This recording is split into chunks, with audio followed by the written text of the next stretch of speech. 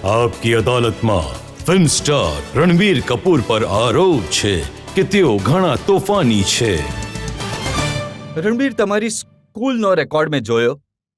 પહેલેથી લઈને 12મા ધોરણ સુધી દર વખતે નીચેથી નંબર 3.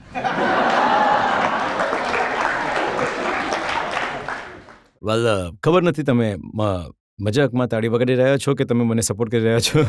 બટ હું સ્કૂલમાં એટલો હોશિયાર નહીં હતો. મને વધારે સ્પોર્ટ્સમાં રસ હતો, ફૂટબોલ રમવામાં રસ હતો. હું ક્યારેય ફેલ નથી થયો. બટ હા, સ્કૂલમાં જે લાસ્ટ 3 આવતા હતા, મારી ફાઇટ ચાલતી હતી એમાં ટોપ 3માં ને બોટમ 3માં. એટલા તોફાનો કરતા હતા કે દરેક થોડા દિવસોમાં તમારી મમ્મીને સ્કૂલમાં બોલાવતા હતા પ્રિન્સિપલ? હા, એ આઈ થિંક એ મારી મમ્મીના ઘણા મોટા ફેન હતા એટલે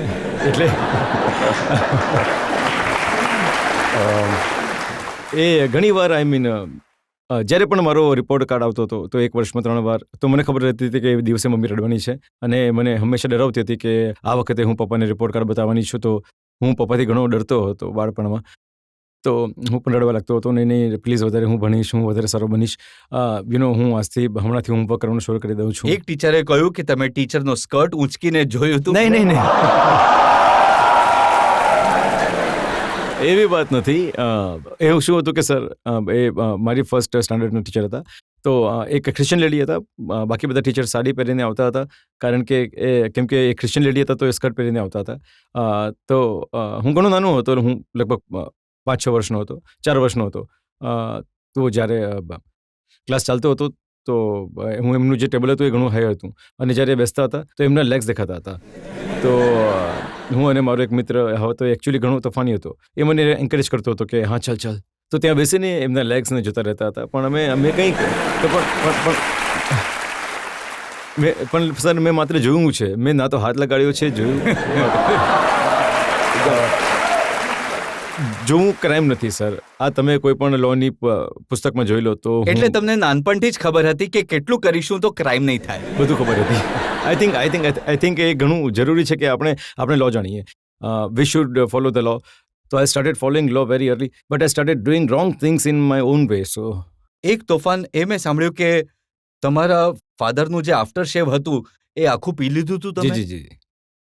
શું હતું કે જ્યારે સ્પેશિયલી અમે બધા છોકરાઓ જ્યારે અમે નાના હોઈએ છીએ ત્યારે અમને બધાને એ ઉતાવળ હોય છે કે મોટા થવાની. એમને શેવ કરવું હોય છે, જલ્દી કરવું હોય છે. તો હું પપ્પાને જોતો હતો કે શેવિંગ પછી એ ઘણું બધું આફ્ટર શેવ લઈને આવી રીતે મોઢા પર મારતા હતા. તો હું વિચારતો હતો કે એ પીતા હતા. તો મેં એક દિવસ બાથરૂમમાં જઈને એમની આખી બોટલ પી લીધી. તો હું પાસ આઉટ થઈ ગયો. મને ખબર નહીં કે શું થયું. After shave is very poison. Hospital લઈ જવામાં આવ્યો અને પછી પાઇપ નાખ્યો અંદર, કાઢ્યો after shave. But of course I am sitting next to you, તો હું મર્યો નહીં. બટ મેં મૂર્ખામી કરી એ વાત કરી હતી મેં. અને મેં એ પણ સાંભળ્યું કે તમને એ શોખ હતો કે ડેડ લોકો સાથે વાત કરવાનો, શવો સાથે વાત કરવાનો? નહીં. એ હું નહીં હતો. શું હતું કે એક ઘણી જ એટલે ઇમેચ્યોર પણ હતું કે હું સમજતો હતો કે મારામાં હિટલર રૂમમાં બેઠો છે અને હું હિટલર સાથે વાતો કરતો રહેતો હતો. એ ચડીમાં બેઠો છે અને મારી સાથે જર્મનમાં વાત કરી રહ્યો છે અને હું એની સાથે હિન્દીમાં અને ઇંગ્લિશમાં વાત કરી રહ્યો હતો. બટ આ છોકરમત હતી, એવી કોઈ મોટી વાત નહીં હતી. ચાલો, નાનપણની વાત હું છોડી દઉં છું. જ્યારે કોલેજમાં પહોંચ્યા ત્યારે 3 વર્ષમાં તમારું અટેન્ડન્સ 2%? હા સર.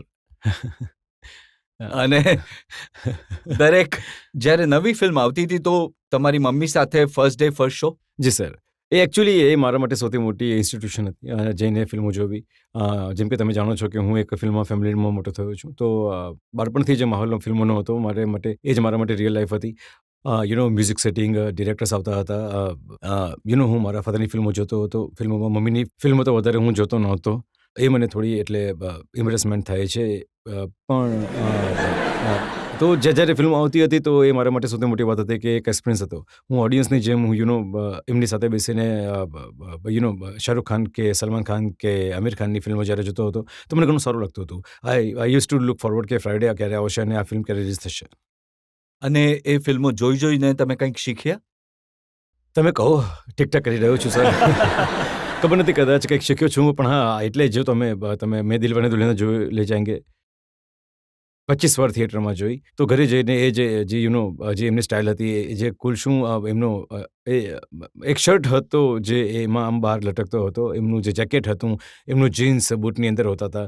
તો I should try and be like him. ઘણું ખરાબ હતું, પણ ઇટ સ્ટાર્ટેડ વેરી અર્લી. પણ તમે એક્ટિંગ થોડી મોડી શરૂ કરી, કેમ કે લોકો પૂછતા હતા હમ. તમારા મમ્મી પપ્પાને કે તમારો દીકરો ક્યારે એક્ટર બનશે. જે શું થયું સર, જ્યારે હું જન્મ્યો હતો ને, તો મારા જે ગ્રાન્ડફાધર હતા શ્રી રાજ કપૂર, એમને એક ટેલિગ્રામ આવ્યો હતો કે કોઈ ડિસ્ટ્રીબ્યુટર પાસેથી કે we welcome another actor in the film industry. તો આઈ થિંક પહેલાંથી જ લોકોને સમજ પડી ગઈ હતી કે આ મોટો થઈને એક્ટર બનશે. તો જ્યારે હું લગભગ 18-19 વર્ષનો હતો, ઘણી બધી ફિલ્મોની ઓફર્સ આવવા લાગી. તો મેં મારા ફાધરે સમજાવ્યું કે આનું મગજ ખરાબ થઈ જશે, એ ઘણો યંગ છે, તો હી શુડ પરસ્યુ એજ્યુકેશન. એક સારું એજ્યુકેશન મળી જાય, અમેરિકા જાય, ફિલ્મમાં મેકિંગ જે ભણવા ઈચ્છતો હોય, એક્ટિંગ શીખવા ઈચ્છતો હોય તો એ કરે. અને હું હંમેશાથી ઈચ્છતો હતો કે હું એક એક્ટર બનતા પહેલાં એક ફિલ્મમાં એક અસિસ્ટન્ટ ડિરેક્ટર તરીકે કામ કરું. અને સંજય લીલા ભંસાલી મારા ફેવરેટ ડિરેક્ટર હતા. અને એ જ દરમિયાન મને ઘણા લોકો તરફથી ઓફર્સ આવી રહી હતી, ઘણા બધા મોટા ડિરેક્ટર્સને ઓફર આવી રહી હતી. મારા મનમાં માત્ર સંજય લીલા ભંસાલી સાથે કામ કરવામાં રસ હતો. તો મેં એક પ્લાન બનાવ્યો કે હું મુંબઈ જઈને સંજય લીલા ભંસાલી જેને અસિસ્ટ કરીશ, અને હું કોશિશ કરીશ કે એ મને પસંદ કરે, જેથી મને મારી પહેલી ફિલ્મ એ ડિરેક્ટ કરે. તો એવું થયું. જેવું હું ગયો એમની પાસે રિઝ્યુમ લઈને, થોડો ઘણો નાટક કર્યા કે હું તમને અસિસ્ટ કરવા ઈચ્છું છું અને ઘણું શીખવા ઈચ્છું છું તમારી પાસેથી. તો એમણે મને કહ્યું કે તું તો એક્ટર છે અને તારે એક્ટિંગ કરવી જોઈએ, અને મારી પાસે સબ્જેક્ટ પણ છે. તો એ જ મારી પહેલી સાઇનિંગ એ જ થઈ કે જ્યારે હું એક અસિસ્ટન્ટ ડિરેક્ટર તરીકે. તો ડિરેક્ટરને કેવી રીતે પટાવવાના છે એ તમે ઘણું જલ્દી શીખી જી સર, બધું જ. સર, લોકોને કેવી રીતે પટાવવાના છે મેં ઘણું જલ્દી શીખી અચ્છા, લીધું. છોકરીઓને કેવી રીતે પટાવી એ પણ શીખી લીધું. એ મેં શીખ્યું નહીં સર. એ ક્યાંથી અંદરથી કંઈક જીન્સમાં જ હતું.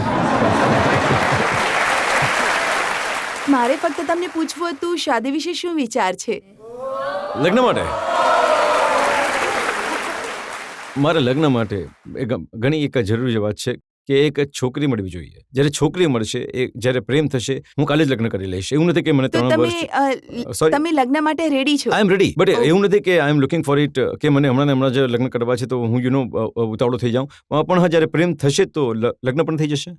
હાય રણબીર, હું ચારું છું. હાય. તમે લવ મેરેજ કરશો કે અરેન્જ મેરેજ કરશો? હું લવ મેરેજ કરવા ઈચ્છીશ અને અરેન્જ કરી દઈશ કે મારા પેરેન્ટ્સ પણ પસંદ કરે. આઈ થિંક ઘણી જરૂરી વાત છે.